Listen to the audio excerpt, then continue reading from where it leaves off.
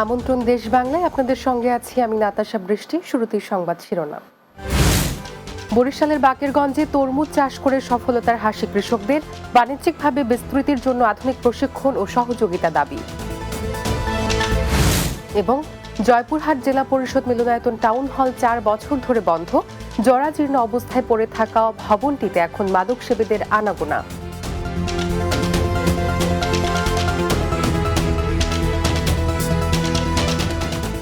শুনছিলেন শিরোনাম, এবার বিস্তারিত। বরিশালের বাকেরগঞ্জে বাণিজ্যিকভাবে তরমুজ চাষ করে সফলতার হাসি ফুটেছে কৃষকদের মুখে। শত শত হেক্টর অনাবাদি জমিতে এখন কোটি টাকার আয়ের সুযোগ হয়েছে বাকেরগঞ্জের কৃষকদের। তরমুজ চাষে উপযুক্ত প্রশিক্ষণের দাবি তাদের। বরিশালের বাকেরগঞ্জ থেকে সহকর্মী SM পলাশের পাঠানো প্রতিবেদন, জানাচ্ছেন সুরাইয়া সীমা।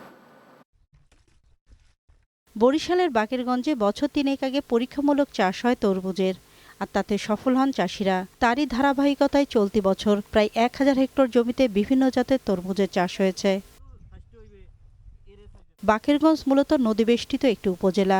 বেলে দোআঁশ মাটির উর্বর জমি এবং সড়ক ও নদীপথে যাতায়াত সুবিধা থাকায় বাকেরগঞ্জ তরমুজ চাষের জন্য ভালো স্থান বলে জানান চাষিরা।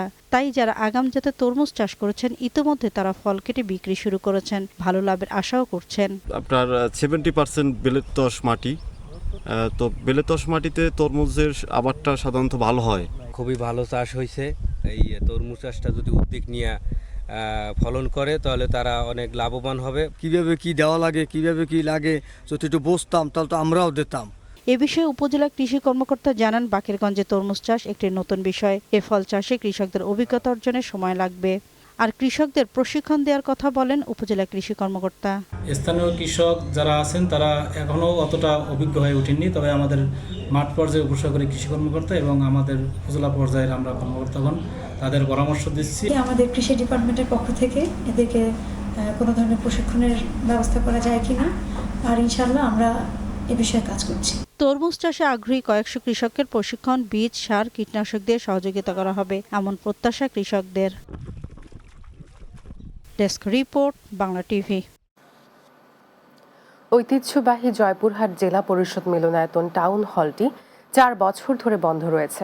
বর্তমানে ভবনটি পরিত্যক্ত ও জরাজীর্ণ অবস্থায় পড়ে আছে।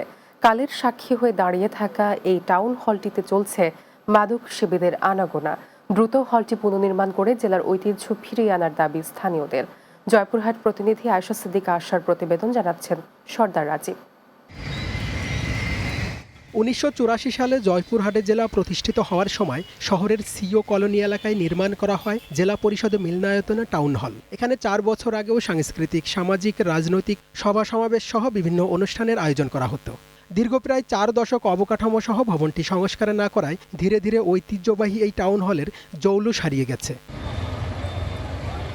এখন জরাজীর্ণ ভবনটি পরিণত হয়েছে ভুতুরে বাড়ি ও মাদকসেবীদের আড্ডাস্থলে। হলটি পুনর্নির্মাণ করে শহরের ঐতিহ্য ও পরিবেশ রক্ষার দাবি স্থানীয়দের। মাদকের বোতল পর্যন্ত সকালবেলা আসে দোকান খুলতে আমরা দেখতে পারি। আমরা ছোটবেলা থেকে দেখে আসছি, এখানে অনেক নাটক, নাচ গান, হিগান শিগান হতো, এগুলো আমরা দেখছি। আমরা চাই এই টাউন হল আগের মতন স্বাভাবিক অবস্থায় ফিরে আসুক। খোলামেলা জায়গা হিসাবে বিভিন্ন ধরনের নিশাখোর, মাদকসেবী বিভিন্নভাবে উৎপাত করে। টাউন হলটি পুনর্নির্মাণ করার পরিকল্পনার কথা জানান জেলা পরিষদের প্রধান নির্বাহী কর্মকর্তা। বিল্ডিংটা আছে, এটা কন্ডেম ঘোষণার প্রক্রিয়া চলমান রয়েছে। এটা শেষ হয়ে গেলে আমরা একটি মাল্টিপারপাস স্পেস তৈরি করব, যেখানে টাউন হল ছাড়াও হলের পাশাপাশি অন্যান্য কার্যক্রম, বিশেষ করে দোকান থেকে অন্যান্য কার্যক্রমও আমরা এখানে পরিচালনা করার সিদ্ধান্ত নিয়েছি। আধুনিক ভবন নির্মাণ করে শহরের ঐতিহ্যবাহী প্রতিষ্ঠানটি রক্ষা করার দাবি এলাকাবাসী ও সুধীজনদের। Desk report, Bangla TV. দেশব্যাপী নারীদের বিরুদ্ধে সহিংসতার প্রতিবাদ ও শিশু ধর্ষণে জড়িত অপরাধীদের শাস্তির দাবিতে দেশের বিভিন্ন স্থানে বিক্ষোভ ও মানববন্ধন অনুষ্ঠিত হয়েছে। চাঁপাইনবাবগঞ্জ জেলা স্বেচ্ছাসেবী প্ল্যাটফর্মের ব্যানারে এই কর্মসূচি পালিত হয়। জেলা প্রশাসকের কার্যালয়ের সামনে মানববন্ধন অনুষ্ঠিত হয়।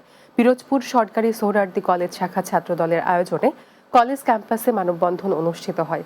এতে বক্তব্য রাখেন জেলা ছাত্রদলের ভারপ্রাপ্ত সাধারণ সম্পাদক তানজিম হাসান বাপ্পি সহ অন্যরা। এদিকে ধর্ষণের বিরুদ্ধে বিক্ষোভ সমাবেশ করেছেন বৈষম্য বিরোধী ছাত্র আন্দোলন নারায়ণগঞ্জ জেলা ও মহানগর শাখা। বক্তব্য রাখেন বৈষম্য বিরোধী ছাত্র আন্দোলন নারায়ণগঞ্জ জেলার মুখপাত্র সরফরাজ সজীব সহ অন্যরা। নারায়ণগঞ্জের সোনারগাঁ সরকারি কলেজের ছাত্র দলের উদ্যোগে কলেজের সামনে মানববন্ধন অনুষ্ঠিত হয়েছে। এ সময় সোনারগাঁ পৌরসভা ছাত্র দলের সাবেক সভাপতি ফরহাদ শিকদার সহ অন্যরা বক্তব্য রাখেন। গাজীপুর মহানগরের ঢাকা ময়মনসিংহ মহাসড়কের পাশে ট্রাক স্ট্যান্ডের জমি স্থায়ীভাবে বরাদ্দের দাবিতে গাজীপুর জেলা truck pickup truck lorry drivers ইউনিয়নের চালকরা মানববন্ধন ও বিক্ষোভ করেছে। গাজীপুর জেলা প্রশাসকের কার্যালয়ের সামনে মানববন্ধন ও বিক্ষোভ করেন তারা। এ সময় ট্রাক চালকরা বলেন, আগে তেলিপাড়া এলাকায় ঢাকা ময়মনসিংহ মহাসড়কের পাশে ট্রাক স্ট্যান্ড ছিল, কিন্তু ওই এলাকায় এলিভেটেড এক্সপ্রেসওয়ে তথা ফ্লাইওয়ে নির্মাণের সময় 2018 সালে ওই ট্রাক স্ট্যান্ড টেক নগরপাড়া এলাকায় স্থানান্তর করা হয়। সম্প্রতি স্থানীয় প্রভাবশালীরা ওই জমির মালিকানা দাবি করেন। শুধু তাই নয়, সেখান থেকে ট্রাক স্ট্যান্ড সরিয়ে নেওয়ার জন্য চালকদের নানা হুমকি দিচ্ছে।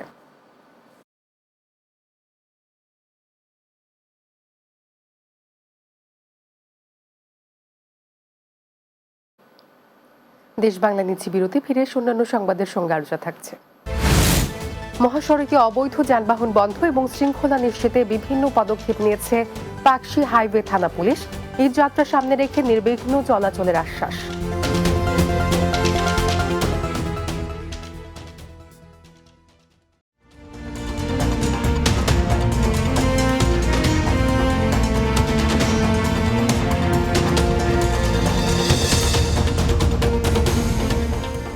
দেশ বাংলায় স্বাগত আরও একবার। হাইকোর্টের নির্দেশে মহাসড়কে অবৈধ যানবাহন চলাচল বন্ধে এবং সুষ্ঠু পরিবেশ সৃষ্টিতে বিভিন্ন পদক্ষেপ নিয়েছে ঈশ্বরদীর দাসুরিয়ার পাকশী হাইওয়ে থানা পুলিশ। হাইওয়ে পুলিশের সহকারী পুলিশ সুপার আলী আহমেদ হাশমি দাসুরিয়া গোল চত্বরে এসব কাজের উদ্বোধন করেন। এ সময় দাসুরিয়াস্থ পাকশী হাইওয়ে থানার অফিসার ইনচার্জ মেহেদি মাসুদ সহ অন্যান্যরা উপস্থিত ছিলেন। ঈদকে সামনে রেখে মহাসড়কে যাত্রীবাহী সহ সকল প্রকার যানবাহনের নির্বিঘ্নে চলাচলের সুষ্ঠু পরিবেশ সৃষ্টিতে মাইকিং করে সতর্ক করে দেওয়ার পাশাপাশি অবৈধ যানবাহন জব্দ করে আইনের আওতায় আনা হয়।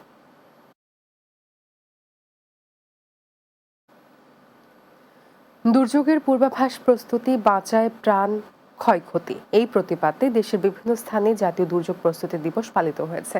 গাজীপুরের কালীগঞ্জে অগ্নিকাণ্ড নির্বাপক সহ প্রাকৃতিক দুর্যোগের সচেতনতামূলক মহড়া, র্যালি ও আলোচনা সভা অনুষ্ঠিত হয়। এতে সভাপতিত্ব করেন উপজেলা নির্বাহী অফিসার তনিমা আফরাদ। নরসিংদী জেলা প্রশাসন ও দুর্যোগ ব্যবস্থাপনা কার্যালয়ের উদ্যোগে র্যালি, মহড়া ও আলোচনা সভা অনুষ্ঠিত হয়েছে। এতে প্রধান অতিথি ছিলেন জেলা প্রশাসক মোহাম্মদ রাশেদ হোসেন চৌধুরী। গোপালগঞ্জে আলোচনা সভা, ভূমিকম্প ও অগ্নিকাণ্ড বিষয়ক মহড়া অনুষ্ঠানের মধ্য দিয়ে জাতীয় দুর্যোগ প্রস্তুতি দিবস পালিত হয়েছে।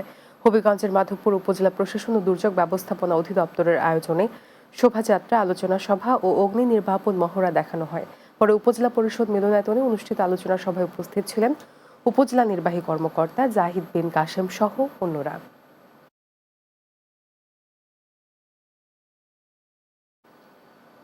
পটুয়াখালীর কলাপাড়ায় ডাকাতির চেষ্টার সময় মাকসুদ মজুমদার ও মনির হোসেন নামে দুই যুবককে আটক করেছে পুলিশ। উপজেলার নীলগঞ্জ ইউনিয়নের নবীগঞ্জ গ্রামের সর্দার বাড়ি থেকে তাদের আটক করা হয়। কলাপাড়া থানার ওসি জুয়েল ইসলাম জানান, রোববার মধ্যরাতে দেশীয় অস্ত্র নিয়ে 10 থেকে 12 জনের একটি ডাকাত দল সর্দার বাড়িতে প্রবেশ করে। এ সময় মাকসুদ ও মনির নীলকান্তি সর্দারের ঘরের দরজা ভেঙে ভিতরে প্রবেশ করলে ঘরের লোকজন বিষয়টি টের পেয়ে 999 নম্বরে ফোন দেয়। পরে স্থানীয়দের সহযোগিতায় পুলিশ 2 জনকে আটক করে বাকিরা পালিয়ে যায়।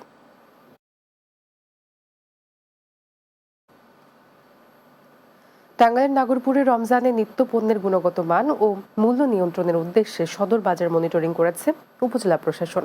উপজেলা নির্বাহী কর্মকর্তা আরাফাত মোহাম্মদ নোমান, নাগরপুর থানার অফিসার ইনচার্জ মোহাম্মদ রফিকুল ইসলাম ও লেফটেন্যান্ট আতিকুর রহমানের নেতৃত্বে যৌথভাবে বাজার মনিটরিং করেন।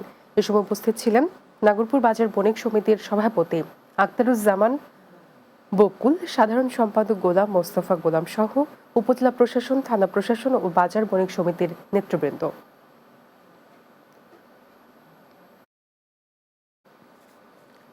মুন্সিগঞ্জের গজারিয়ায় 2টি অবৈধ চুনা কারখানায় অভিযান পরিচালনা করেছে Titas gas transmission and distribution company.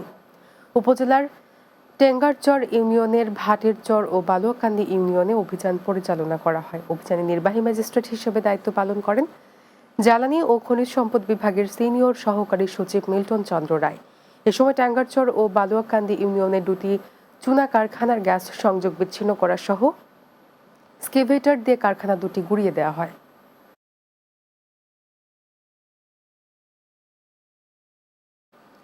সুনামগঞ্জের সীমান্ত এলাকায় অভিযান চালিয়ে ৩ লক্ষাধিক টাকার ভারতীয় গরু আটক এবং মাদকদ্রব্য জব্দ করেছে বিজিবি। দোয়ারাবাজার উপজেলার বাংলা বাজার ইউনিয়নের পেকপাড়া বিওপি সীমান্ত পিলারের বাংলাদেশের অভ্যন্তরের মোকামছড়া থেকে ৬টি ভারতীয় গরু, বাসতলা বিওপি কর্তৃক সীমান্ত এলাকার বাংলাদেশের অভ্যন্তরের জুমগাঁও থেকে একটি ভারতীয় গরু জব্দ করা হয়। এছাড়া তাহিরপুর উপজেলার বাদাঘাট এলাকায় লাউরগড় বিওপি সীমান্তের বাংলাদেশের অভ্যন্তরে জাদুকটা নদী থেকে ভারতীয় মদ জব্দ করে।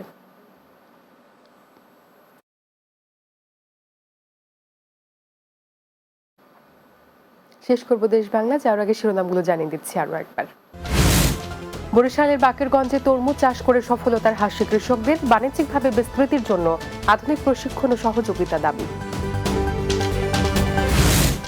জয়পুরহাট জেলা পরিষদ মিলনায়তন টাউন হল 4 বছর ধরে বন্ধ, জরাজীর্ণ অবস্থায় পড়ে থাকা ভবনটিতে এখন মাদক সেবীদের আনাগোনা।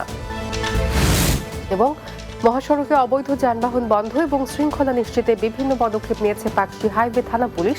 ঈদ যাত্রা সামনে রেখে নির্বিঘ্ন চলাচলের আশ্বাস।